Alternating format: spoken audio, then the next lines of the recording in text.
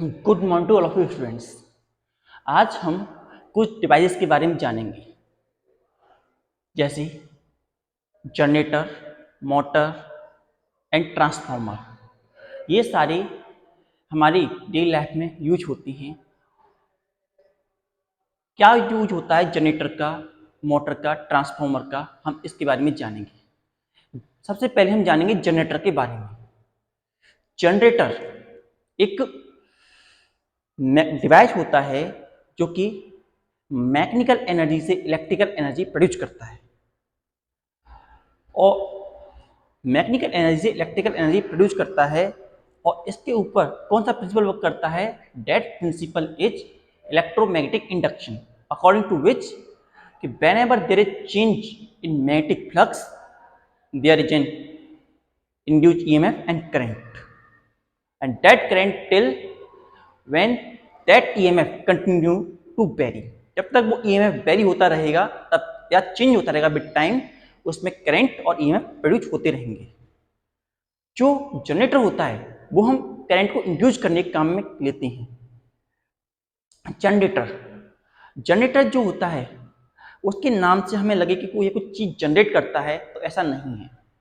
Generator जो होता है केवल ट्रांसफॉर्म करता है one form of energy to another form of energy. Generator transform कर सकता है मैकेनिकल एनर्जी को इलेक्ट्रिकल एनर्जी में। वो कोई चीज जनरेट नहीं करता। जब हम मैकेनिकल वर्क करते हैं जनरेटर पे, तो वो उसे इलेक्ट्रिकल एनर्जी में कन्वर्ट कर देता है, केवल ट्रांसफॉर्म करता है। तो अब हम जनरेटर के बारे में जानते हैं, तो हम इस बारे में समझते हैं थोड़ा सा। Generator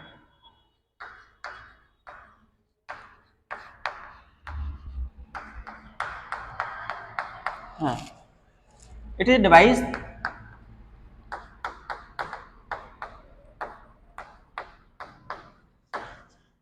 that converts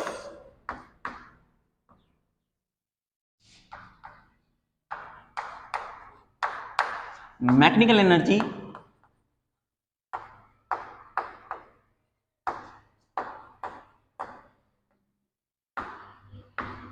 to electrical energy, mechanical energy to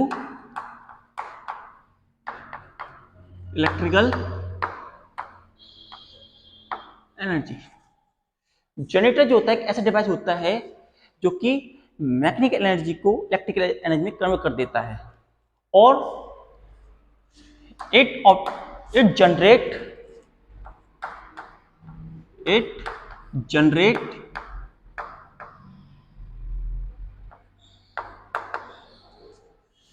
AC current, या it generate the current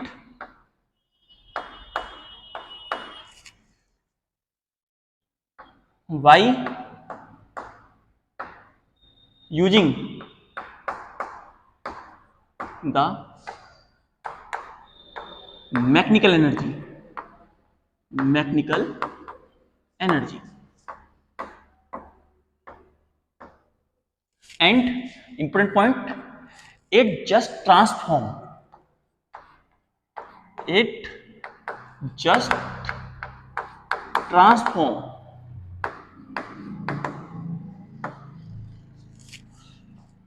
do not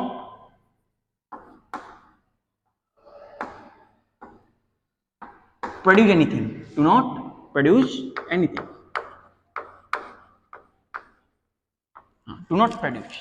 ये केवल ट्रांसफॉर्म करता है, प्रोड्यूस नहीं करता। क्या प्रिंसिपल होता है इस जनरेटर का? Principal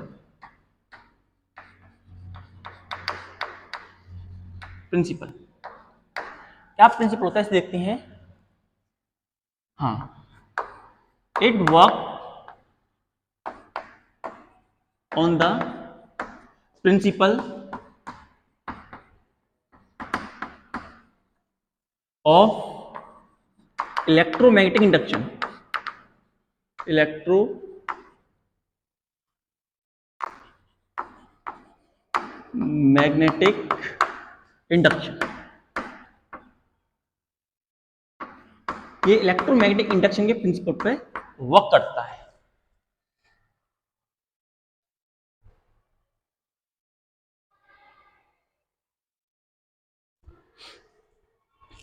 It work on the principle of electromagnetic induction according to which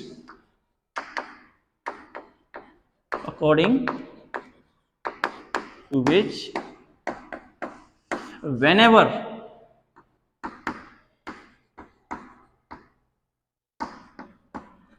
there is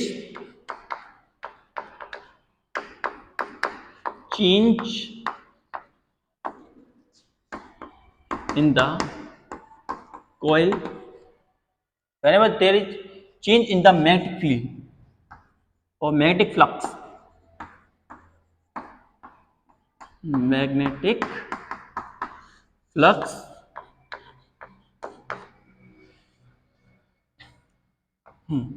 current induced within the coil, current produce with in a coil, ये इसका प्रिंसिपल होता है। जो ईएमएफ का फॉर्मूला होता है, ईएमएफ का जो फॉर्मूला होता है, हाँ, जो फ्लक्स होता है, फ्लक्स का फॉर्मूला जो होता है हमारा फ्लक्स का, वो बराबर होता है N B A cos theta. N B A cos theta के बराबर हमारा फॉर्मूला होता है, और थीटा की वैल्यू जैसे पता है हमें ओमेगा टी होती है। तो फ्लक्स की वैल्यू हमारी हो गई phi equals to N capital, इसे एन को कैपिटल कर देते हैं, N B A cos omega T. Now Faraday second law के अकॉर्डिंग ईएमएफ प्रोड्यूस होता है, पूरा होता है negative rate of change of flux DT. तो इसको हम इस वैल्यू में रखते हैं जरा, तो ई बराबर हमें मिलता है ई इक्वल्स टू, ई की वैल्यू हमें मिलती है D upon D T N B A cos omega T के बराबर। एन बी ए कॉमन है और कॉस थीटा को हम डिफरेंशिएट करते हैं और सॉल्व करते हैं, तो ईएमएफ की वैल्यू हमारे पास आती है एन बी ए ओमेगा, नेगेटिव साइन आता और नेगेटिव साइन में एक और मिलता है, तो नेगेटिव, हाँ, कॉस ओमेगा और माइनस के साइन ओमेगा टी, और माइनस का यहाँ भी था, ये माइनस के साइन से माइनस कैंसिल हो जाता है, तो ईएमएफ जो बनता है हमारा एन बी ए ओमेगा साइन ओमेगा टी के बराबर हमें वैल्यू मिलती है ईएमएफ की। ईएमएफ की वैल्यू हमें इतनी मिलती है। Now maximum EMF, maximum EMF कब होगा, मैक्सिमम ईएमएफ कब पैदा होगा, जब साइन ओमेगा टी की वैल्यू 1 के बराबर होगी। सो ऐसी कंडीशन में ईएमएफ की वैल्यू कितनी होगी, मैक्सिमम ईएमएफ हम ई नॉट से दिखाएंगे, तो कितनी होगी वो, ये होगी एन बी ए ओमेगा के बराबर। तो इसमें हम पुट करते हैं, तो ये हमारी मैक्सिमम ईएमएफ की वैल्यू है, तो EMF equals to E naught sine omega T के बराबर हम ई नॉट की वैल्यू ऑब्टेन होती है। नाउ करंट, करंट कितना इंड्यूस होगा, इंड्यूस करंट कितना होगा, इंड्यूस्ड करंट, जो इंड्यूस करंट है उसकी वैल्यू कितनी आएगी हमारे लिए, उसे देखते हैं। करंट की वैल्यू होती है I equals to epsilon E naught upon K R. E naught की वैल्यू हमारे पास है E naught sine omega T upon R. So I की वैल्यू हमारे पास आ गई I naught sine omega T के equivalent, I naught sine omega T के इक्विवेलेंट। ये हमारा ईएमएफ और हमारा करंट जो कि प्रोड्यूस होगा विद इन अ कॉइल। जब हम देखते हैं हमारा जनरेटर होता कैसा है, सबसे पहले जो हमारा जनरेटर होता है उसके अंदर एक कॉइल हम लेते हैं, coil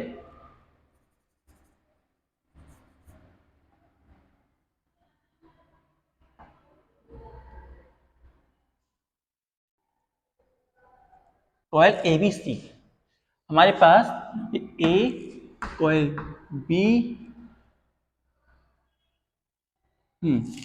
A B and C D coil हम लेते हैं, A B and C D we have a coil, और ये हमारे कॉइल की एक्सिस है, जिस एक्सिस पर हमारा जनरेटर रोटेट करेगा, axis on which our generator rotate. ये हमारी कॉइल एबीसी है। नाउ यहां पर ये हमारा साउथ पोल है, यहां पर ये हमारा नॉर्थ पोल है।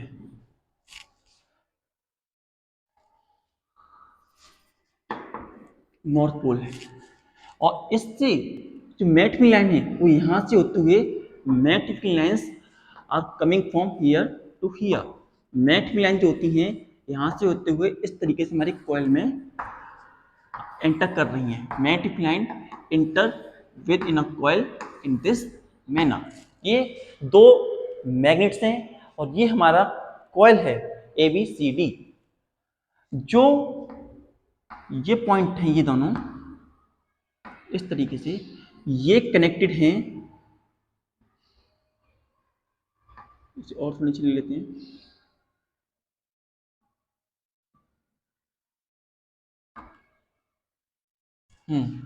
स्लिप रिंग से, जैसे हम स्लिप रिंग का नाम देते हैं स्लिप रिंग S1 और ये स्लिप रिंग है स्लिप रिंग S2। तो स्लिप रिंग से ये कनेक्टेड है। स्लिप रिंग जो होता है कनेक्ट करता है डिवाइस विद, मतलब से स्लिप रिंग का काम जो होता है after every half cycle direction of current change होती है तो उसके अकॉर्डिंग अपने आप को चेंज करने का काम होता है। हमने इस स्लिप रिंग को कनेक्ट किया होता है कार्बन ब्रश की मदद से, कार्बन ब्रश की मदद से।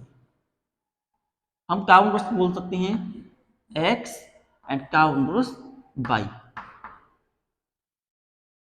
हाँ, कार्बन ब्रश X और कार्बन ब्रश Y से हमें कनेक्शन मिलता है, और यहां से हमारा लोड जो है यहाँ पे कनेक्ट होता है, डेट इज आवर लोड, या जो वर्क हम कर रहे हैं। तो देखिए अब इसकी वर्क कैसे करता है, जैसे कि वर्किंग समझते हैं हम। जब वर्किंग के ये डायग्राम है, working diagram and working diagram, उसके बाद वर्किंग भी इसकी समझते चलते हैं। वर्किंग कैसे होती है इसकी, अब देखिए जरा हमने क्या किया, हमने इसको एंटी क्लॉकवाइज रोटेट किया। We rotate the coil in anti clockwise direction. हमने एंटी क्लॉकवाइज डायरेक्शन में अपने जनरेटर को रोटेट किया in anti clockwise direction. Anti clockwise direction में इसे रोटेट कराया। Be rotated in anti clockwise direction. हमने इसे एंटी क्लॉकवाइज डायरेक्शन में रोटेट कराया और मैट फील्ड में से रखा। तो ऐसी कंडीशन में इसके अंदर एक करंट इंड्यूस होता है, और उस करंट की डायरेक्शन हम पता करते हैं by using right hand Fleming rules. By using right hand Fleming rule, right hand Fleming rule, जिसकी मदद से हमें पता चलता है कि अगर हमारे थंब जो है डायरेक्शन दिखा रहा है मोशन ऑफ द कॉइल, और जो ये फिंगर दिखा रही है, फोर फिंगर दिखा रही है direction of magnetic field, direction in which middle finger turn give the direction of induced current. तो जब हम यहाँ पे रखते हैं और by using the Fleming right hand rule हम जब देखते हैं तो हमारा मैग्नेटिक इधर जा रहा है, मैग्नेटिक इधर जा रहा है और एंटी क्लॉकवाइज इसका रोटेशन हो रहा है। तो हमारा करंट जो होता है अब व्हाट हमें देखने को मिलता है, करंट जो होता है हमें इस तरीके से देखने को मिलता है। और करंट फर्स्ट टाइम, हाँ फर्स्ट टाइम यहां से यहां जाता है, स्लिप रिंग 1 से यहां से जाता है स्लिप रिंग S2 ये रही स्लिप रिंग S2, फिर यहां से यहां जाता है। फर्स्ट हाफ साइकिल के लिए, first half cycle, first half cycle के लिए जो करंट होता है जाता है from y to x, y से होते हुए x के अंदर जाता है और फिर यहां से रोटेट करते हुए कॉइल के अंदर आता है। और फर्स्ट साइकिल में एंटी क्लॉकवाइज रोटेट करने पर जो हमारा B है वो अंदर की तरफ जाता है इनवर्ड, और ये हमारा आउटवर्ड आता है इन, एंड ये आउट, और एक टॉर्क प्रोड्यूस होती है। और जैसा हमें पता है किसी भी ऑब्जेक्ट को रोटेट करने के लिए टॉर्क की रिक्वायरमेंट होती है, और टॉर्क प्रोड्यूस होने से मोशन पैदा होता है, और motion produce induce current when placed it in magnetic field. और स्लिप रिंग जो होते हैं after every half cycle direction of current को चेंज करते हैं। स्लिप रिंग जो होते हैं change the direction of current, direction of EMF, या करंट कह सकते हैं, current and EMF after every half cycle, after every half cycle, her half cycle के बाद डायरेक्शन को चेंज करने का काम होता है इनका।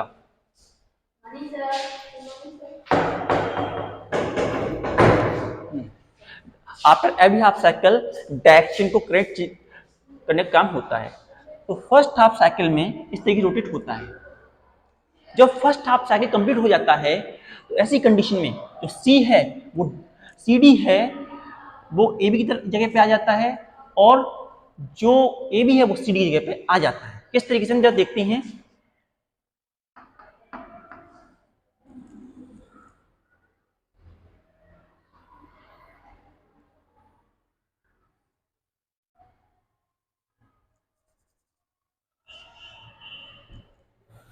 हाँ अब क्या हुआ, जो हमारा जनरेटर था साउथ एंड इधर हमारा नॉर्थ, ये हमारी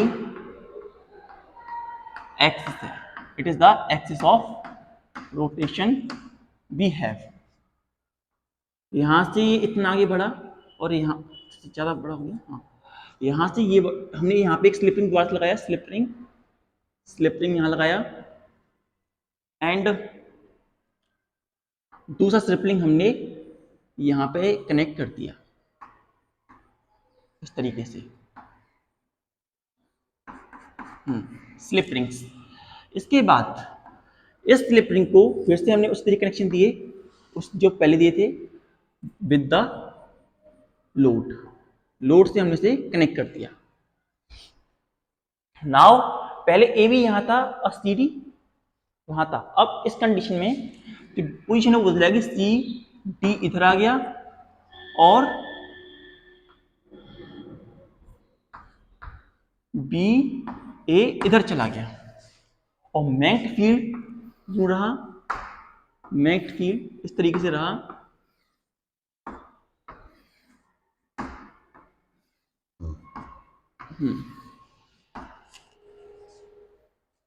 और यहां पर हमारे कार्बन ब्रोस रहे, यहां पे हमारे कार्बन ब्रोस रहे।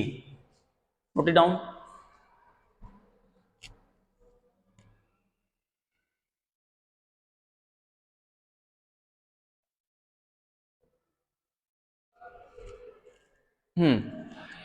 ये हमारा कार्बन ब्रोस हमने लिया था, ये हमारा तब क्या था, हाँ ये था X, ये था y, ये था S1, ये था S2, ये था हमारा लोड।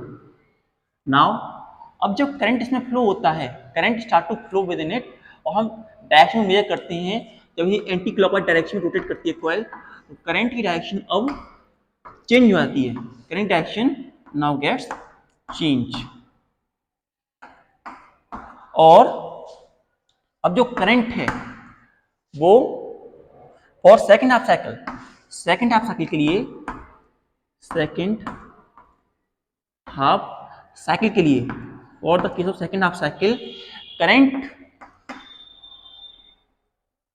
x टू y जाता है, current move x to y। जब करंट जब हमारी कॉइल 180 डिग्री पर रोटेट कर जाती है तब, when our coil rotate by 180 degree, जब हमारी कॉइल ने 180 डिग्री पर रोटेशन कर लिया, उस कंडीशन में जो डायरेक्शन ऑफ करंट है after every half cycle change हो जाती है। और इस तरीके से जो after every half cycle direction change होती है, जब हम उसे ग्राफ बनाते हैं, तो ग्राफ बनाते समय हमें जो वैल्यू मिलती है, फर्स्ट हाफ साइकिल के लिए वैल्यू बढ़ती है, ईएमएफ की वैल्यू, ईएमएफ हम यहाँ पर ईएमएफ की वैल्यू एंड आई, हाँ ईएमएफ की वैल्यू जो होती है बढ़ती है, और फिर बढ़ते बढ़ते कम हो जाती है। पहले 180 साइकिल पे बढ़ती है, और पीक वैल्यू ई नॉट पे पहुंचती है प्लस का, और यहाँ माइनस का ई नॉट 0, और फिर रिड्यूज होती है, रिड्यूज होते कम हो जाती है, खत्म हो जाती है। अगर हम इसको टाइम 0, इसको लें t/2, इसको लेते हैं t, इसको लेते हैं 3/2 t/2, यहाँ 2t, इस तरीके से फर्स्ट हाफ साइकिल के लिए वैल्यू मैक्सिमम होती है, फिर वैल्यू डिक्रीज होती है, फिर वैल्यू इंक्रीज होती है डाउनवर्ड डायरेक्शन, और फिर इस तरीके से वैल्यू इंक्रीज और रोटेट करती रहती है, मोशन करती रहती है। सिमिलरली जो करंट होता है, करंट भी हमारा इसी तरीके से फ्लक्चुएट करता है, from maximum, first start from maximum value, और फिर go down in the generator, plus I और नेगेटिव आई, यहां से यहाँ और यहाँ, फिर यहाँ पहले इंक्रीज होता है, फिर डाउन डाउन डाउन, और फिर एंटी क्लॉकवाइज फर्स्ट डायरेक्शन में ए बी यहाँ होता है, और इसे इन जाना होता है और इसे आउट आना होता है। लेकिन सेकेंड हाफ साइकिल में सी डी इन जाता है, सी डी मूव इनवर्ड, और A B move backward, outward,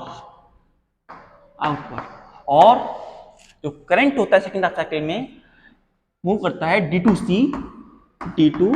C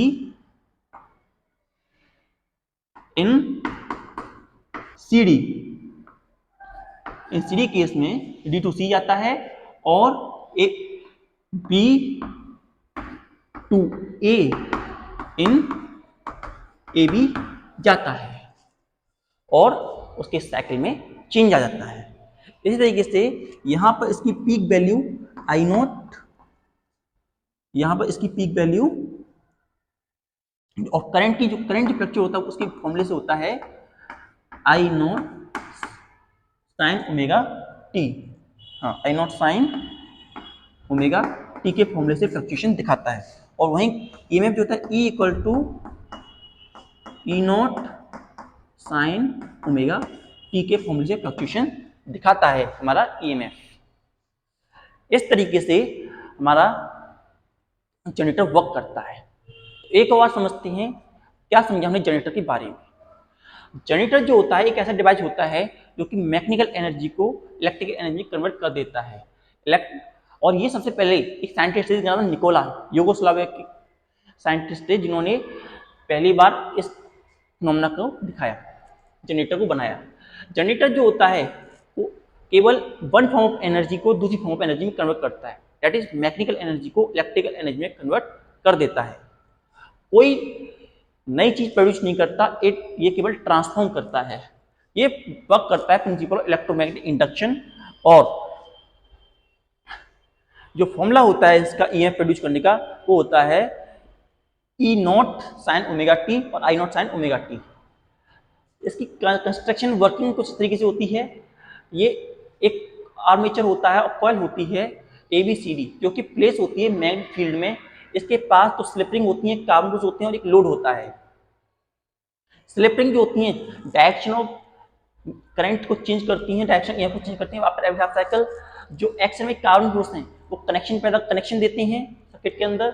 first half cycle के अंदर जब करंट मूव करता है,